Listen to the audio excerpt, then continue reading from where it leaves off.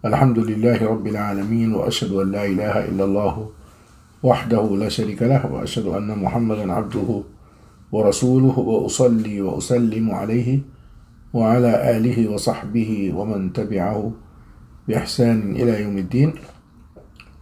اللهم إني أسألك علما نافعا، اللهم إني أعوذ بك من علم لا ينفع، اللهم علمنا ما ينفعنا وانفعنا بما علمتنا وزدنا علما نافعا يا كريم. سبحانك لا علم لنا إلا ما علمتنا إنك أنت العليم الحكيم. رب زدني علما آمين آمين آمين. وصل اللهم على محمد وعلى آله وصحبه وسلم. Assalamu alaikum wa rahmatullahi ta'ala wa barakatuh.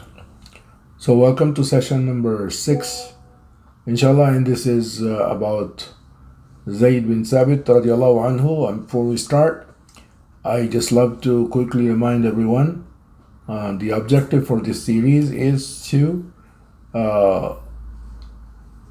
look at the life of Sahaba radiallahu anhum, basically to bring a positive change in ourselves, and not only just to listen to their story, but to get the practical lessons from their lifetime, and more specifically to improve our conduct, our behavior, and to change the how of our doing things.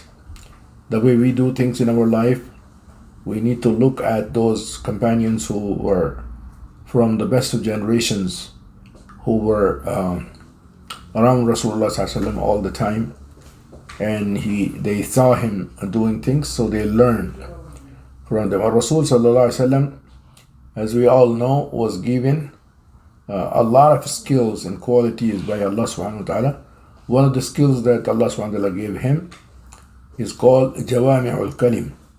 And Allah subhanahu wa ta'ala gave him the ability to speak just few words with a big and deep meaning. So he ﷺ can use few words and numbers, but the meaning was so comprehensive, so deep. So that's why Sahaba radiallahu anhum, they learned, they watched him all over. So this Zayd bin Thabit radiallahu anhu's story is very interesting. And the way it starts, that it was in the second year of Hijrah, and this is the time around when Rasulullah ﷺ was preparing for Ghazwat Badr, the first major battle for the Muslims, and he was making all the necessary arrangements. A lot of people are coming. This was the first major expedition, and suddenly from all the people who are coming, he saw a woman and a young boy standing at the door of the masjid.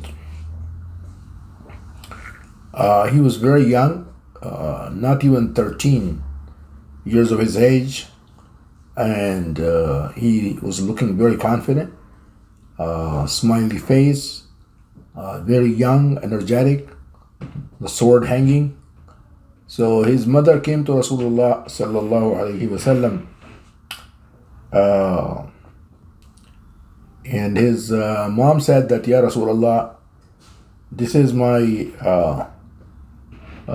boy, and he wants to be with you when you are going to Badr to meet the enemies of Allah subhanahu wa ta'ala. And he himself said, my parents be sacrificed upon you. I would like you to give me permission to travel with you.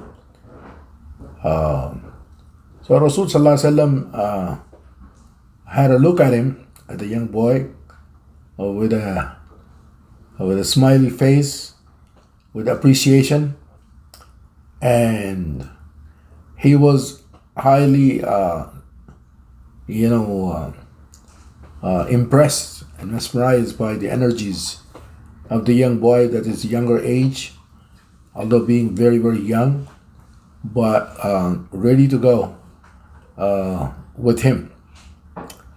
And Rasul Sallallahu Alaihi Wasallam talked to him with love, with affection.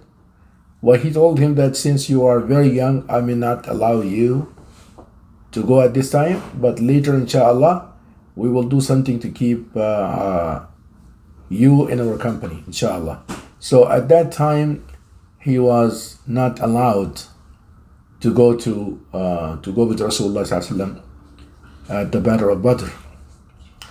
And while he was coming back, he was very sad, partly because he was, I think he was deprived from getting the honor of being in the company of Rasulullah Sallallahu Alaihi Wasallam in the very first major ghazwa, at the company of traveling with him and being with him.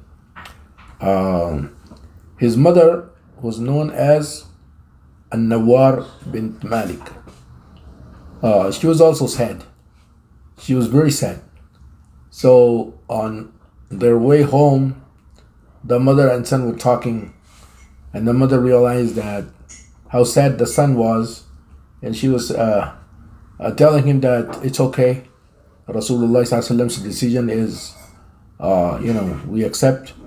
We cannot debate or say anything why he refused. He saw the maslahah, and because of your younger age, lack of experience, so he wants you to devote your time and energies to your studies, because he was memorizing Quran at that time, a very young, energetic boy.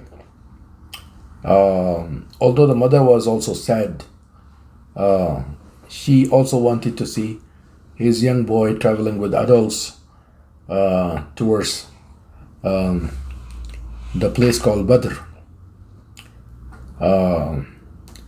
walking with all these adults, carrying the banner of Islam with pride and confidence. But the Ansari boy, he belonged to the tribe of Ansar, Sayyidina Zayd bin Thabit radiallahu anhu. Despite his younger age, he waited until Rasulullah came back. He told his mother, let's find out some other way so that I can gain the company of Rasulullah. So just search some way and let's go there and try to find a way so that I can stay with him. Sallallahu alayhi wasallam. So his mother said, let me think an idea. And then he thought that the boy told his mother that you can say that I am learning Quran and memorizing Quran. So you can request Rasulullah to allow me to stay with him to continue my studies under his supervision.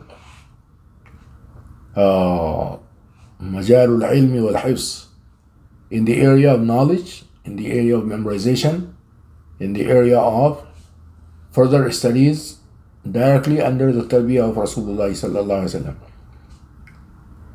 So the mother was very happy, and she said, let Rasulullah sallallahu alaihi wasallam come back, and then we'll go there.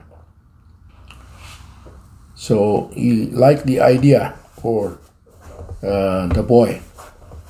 After Rasulullah sallallahu alaihi wasallam came back from Ghazwatul Badr, his mother went to Rasulullah sallallahu alaihi wasallam again with his son. Rasulullah sallallahu alaihi wasallam was in a very good mood at that time when An-Nawar, the mother of Zayd bin Thabit, accompanied by her son, entered the masjid of Rasulullah sallallahu alaihi wasallam, and he said, Ya Nabi Allah, O Prophet of Allah, هذا ابننا زيد بن ثابت. She introduced Zayd bin Thabit again to Rasulullah sallallahu alaihi wasallam. This time they didn't mention that he was sad because you did not allow him to go with you earlier, but they talked something else. And the mother was telling him, sallallahu alaihi wasallam, he said, Ya Rasulullah, by that time, this boy has already memorized 17 surahs from the Quran, and he knows how to read with beautiful voice, with tajweed. His voice is beautiful, and he can read Quran as fresh, as correct as it is revealed on you, sallallahu alaihi wasallam. And not only that, his skills of Quranic reading and memorization. In addition to that, he is very qualified to read and write. He learned how to read and write from the beginning, and he loves to excel in that area too. So because of these 2-3 skills, just simply because of his education, he wants to have your taqarrub, your closeness, your company, so that he can stay with you and he can learn from you, and maybe in between he can do some chores, whatever, if there is a responsibility you can assign to him. My boy is very committed, very excited, and very devoted to work under your supervision, Ya Rasulullah Sallallahu Alaihi Wasallam. So, and if you want, you can also listen to his recitation if you want to test him first. Then Rasul Sallallahu Alaihi Wasallam, upon hearing that, was very happy. He showed his happiness, and he asked the boy to recite like Rasul Sallallahu Alaihi Wasallam did a test with Zayd, because he wanted to find out how Zayd's recitation was. So he asked him, could you recite some of what you have memorized?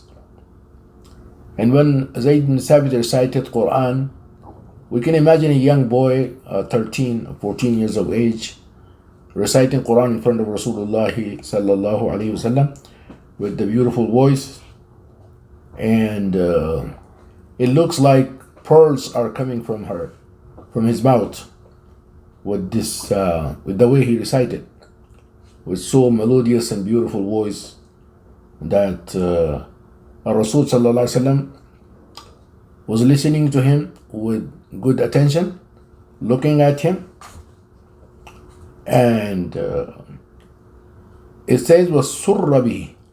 So a special feeling of happiness and satisfaction and pride came on the face of Rasulullah Sallallahu Alaihi Wasallam. He admired young boy over his recitation skills, over his tajweed, his voice, and zadahu sururan.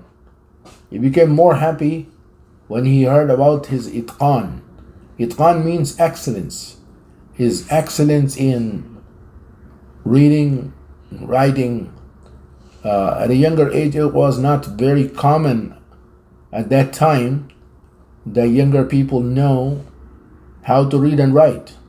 So Zayd bin Thabit radiallahu anhu, despite his younger age, not only he was excellent in Quran recitation, but he was also excellent in reading and writing.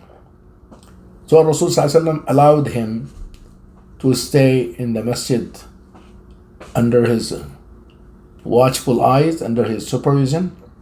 His mom was very happy and the boy was very happy. So that was the start of Zayd bin Thabit's association with Rasulullah Sallallahu Alaihi Wasallam at a younger age. One of the lessons that we can learn from this, that Rasul Sallallahu Alaihi Wasallam has the ability of showing his pure love and attention to young boys. He had time to speak with them, correct them. He taught them, gave them manners. What we can do, we also have mashayikh nowadays. We have, for example, imams. So it's just to follow the sunnah of Rasulullah Sallallahu Alaihi Wasallam. We can also take our boys, our children, to imams, to mashayikh, to knowledgeable people. And this also teaches them basic manners of gathering, manners of sitting with a sheikh. And I personally believe that in the society that we live in the environment that we live in here in the West, it is quite imperative upon us that our children should see a kind of a level of adab or some boundaries of adab and courtesy, of respecting the elderly, the knowledgeable people, the imam, the mashayikh, and sit with in their company. They will teach them how to sit, like for example, quietly, and this will improve manners. So the tarbiyah, this is called tarbiyah. And after the father and mother, masjid is also one of the possible place of imparting a good tarbiyah, and a model, some teacher, some good mentor, a sheikh or a teacher or a good person who can provide that knowledgeable company with love and affection will be extremely beneficial for these younger people. Then as time passes by and Zayd ibn Thabit continues to live with Rasulullah sallallahu alaihi wasallam, then Rasul sallallahu alaihi wasallam tested his skills, his conduct, his behavior, his potential ability to perform other tasks. And then as Rasulullah sallallahu alaihi wasallam started receiving foreign delegations and letters, communications. Some of those communications were in languages other than Arabic language, like for example Hebrew language, Ibrani, or Suryani language, the local languages common at that time.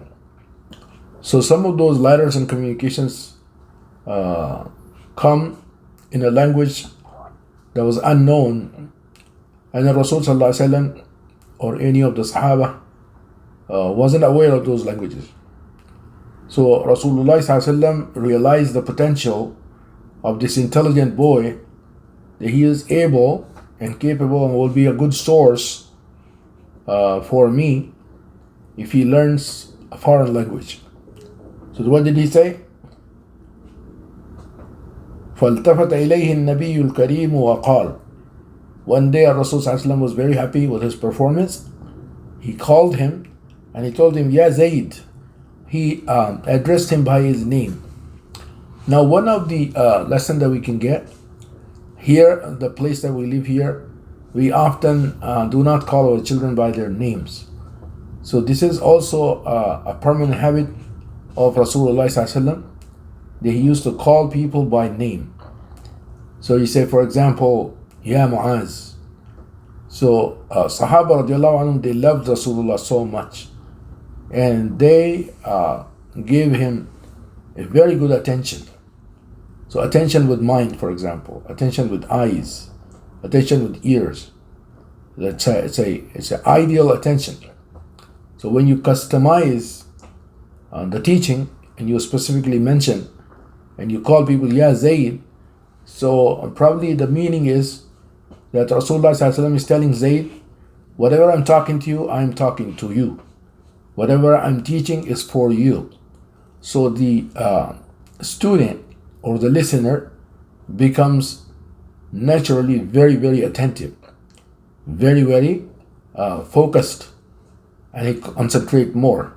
So most of the time, all the time, Rasul sallallahu alaihi wasallam, when he asked the people, he wanted to speak with them, he mentioned and addressed them by their name, and he said, Ya Zayd, ta'allam li kitabat al-Yahud. I said, Zayd, I want you to learn for me the language of the Jews. Why? فإني لا أفهم فإني لا آمنهم على ما أقول.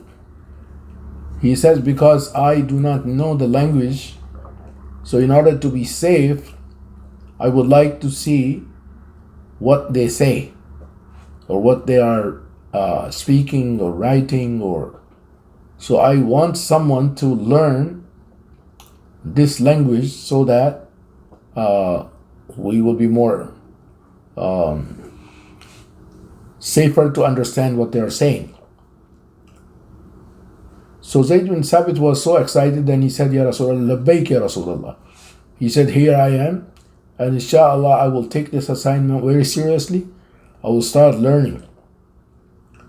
And then here, the boy showed remarkable achievement. He was very intelligent already. And then with the dua of Rasulullah sallallahu alaihi wasallam, in the story, narrator says that in a very, very short period of time, the boy not only learned a foreign language, he said, وَحَزِقَ بِهَا. He was like, he reached to the level of high amount of competency or excellence. So he became like excellent in the language. Then, after Hebrew, he did something else. He also learned another foreign language called Suryaniya, or the Suryani language. So now, among Rasulullah's gathering, this young boy was the one who knows 3 languages at the same time. Arabic, that was his mother tongue. He speaks Arabic language, but other than Arabic, he knows the Hebrew language and the Suryani language, the 2 local languages. Then Rasul sallallahu alaihi wasallam realized when he saw the potential of how fast he learned those languages and how he became so much experienced. Then Rasul sallallahu alaihi wasallam finally gave him the assignment. فَأَصْبَحَ الْفَتَى. So the young man, Zayd bin Thabit, was appointed as ترجمان رسول الله. At this young age, Rasul sallallahu alaihi wasallam appointed this young boy as the interpreter or the translator for Rasulullah sallallahu alaihi wasallam. So not only when the letter comes or communication comes in or foreign delegates come, and so he became the translator and the interpreter. So he used to interpret between Rasulullah sallallahu alaihi wasallam and the foreign dignitaries or delegates who come from other places, who not necessarily were not able to converse in Arabic language. So this was the step-by-step Zayd's progress to the highest positions of the boy who came knowing 13 surahs in the beginning, and Rasul sallallahu alaihi wasallam tested him, and then gradually under his tarbiyah, the boy progressed and he learned foreign languages until he became tarjaman.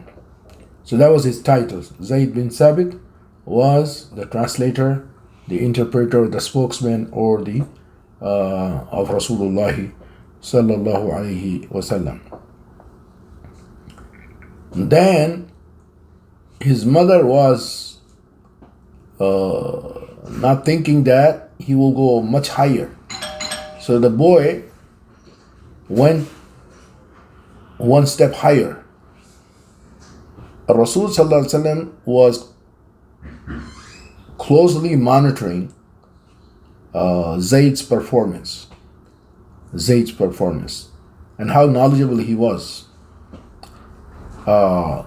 He realized his personal characteristics, his honesty, his truthfulness, his intelligence, his amana, the trustworthiness. He was highly trustworthy, honest person.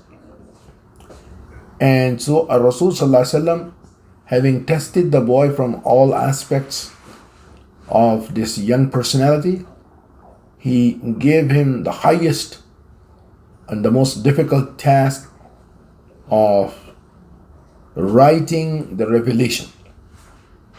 So every time, and that indeed was a big honor for this young man to be chosen as Katibul Wahi, the writer of revelation for Rasulullah sallallahu alaihi wasallam. So imagine, like a young boy went so high that the Rasul sallallahu alaihi wasallam appoints him as, he tells him that whenever the Quran is being revealed, for example, Angel Jibril comes to me and the Quran is being revealed, whatever portion or the part of the Quran is revealed, he asked Zayd bin Thabit to write that down. So Zayd bin Thabit was chosen to be Katibul Wahi. And he says, إذا نزل شيء من القرآن على قلبه, whenever some portion of the Quran was revealed. And can you imagine that the Rasul was alive and the Wahi, the revealed knowledge is continuing. Allah subhanahu wa ta'ala was directly sending fresh Quran to the heart of Rasulullah, and these people were taught and trained with fresh ayat of the Quran. And sometimes when I think this, when we send our children to school, to colleges, they have like books, materials, curriculum. So these Sahaba, their curriculum was Quran. Allah subhanahu wa ta'ala gave Rasulullah fresh Quran from above the seventh heaven through Angel Jibreel. And then these fresh ayat of the Quran became the curriculum for their teaching, for their tarbiyah, for their tazkiyah, for their character development. All this. And that Zayd bin Thabit's role was that he was not only one of those who learned, but he was one of those who was appointed as the one who started documenting and writing it. So whenever the portion of the Quran is revealed, Rasul called, بَعَثَ إِلَيْهِ يَدْعُوهُ. So he used to call Zayd bin Thabit radiallahu anhu, and he said, "Uktub ya Zayd." He said, he commands him, "Uktub, write. This portion is being revealed. فَيَكْتُبُ Zayd." So Zayd quickly responds and obeys the command of Allah subhanahu wa ta'ala.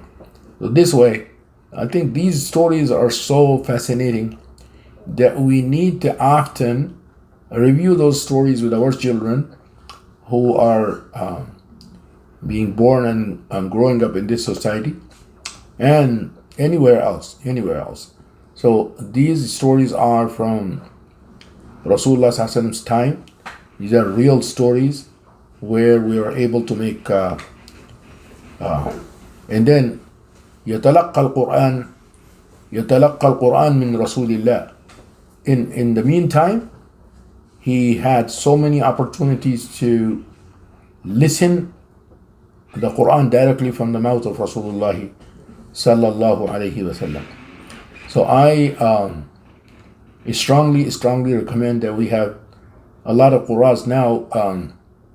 It's not like 20-30 years ago. Now we have like internet, we have Facebook and social media, we have YouTube. There are a lot of Qurra who Qaris from Egypt, from Saudi Arabia, from other different countries. So our children, they need to listen to these Quranic recitation, the beautiful Quranic recitation. So learning how to read Quran, this is one part of it. Then beautifying the voice, makes Quran more beautiful.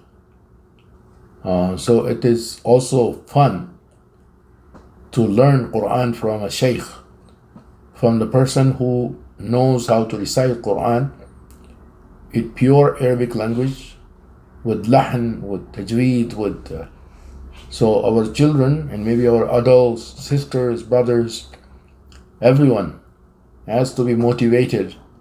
We do believe that we cannot be equal to those who were the Sahaba of Rasulullah, but at least we should be at least competent enough to read 1 or 2 pages of the Quran and are able to write.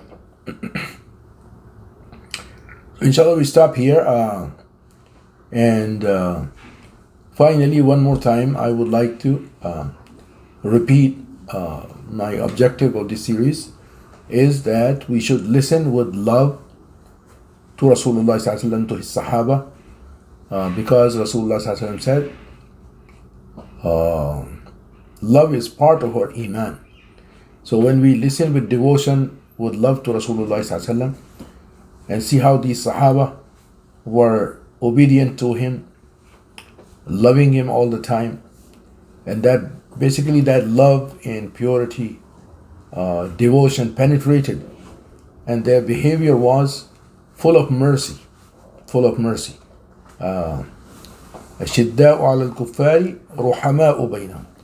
So our hearts are not that soft sometimes. So the more we listen to these stories, it will soften our hearts, it will improve our conduct, our behavior, and inshallah we will be good people, good Muslims inshallah. So we ask Allah subhanahu wa ta'ala to accept, and we will continue next week the remaining story from Abdullah Zayd bin Thabit radiallahu anhu. I would like to thank you all for coming, and inshallah please spread the word. As soon as the inshallah we will be posting the video on my YouTube channel. I want you to please subscribe my channel so that a notification can reach, and then inshallah it start telling other people to listen to those stories. Thank you very much. Subhanakallahumma wa bihamdika ashhadu an la ilaha illa anta astaghfiruka wa atubu ilayk. Jazakumullahu khairan. Assalamu alaikum wa rahmatullah.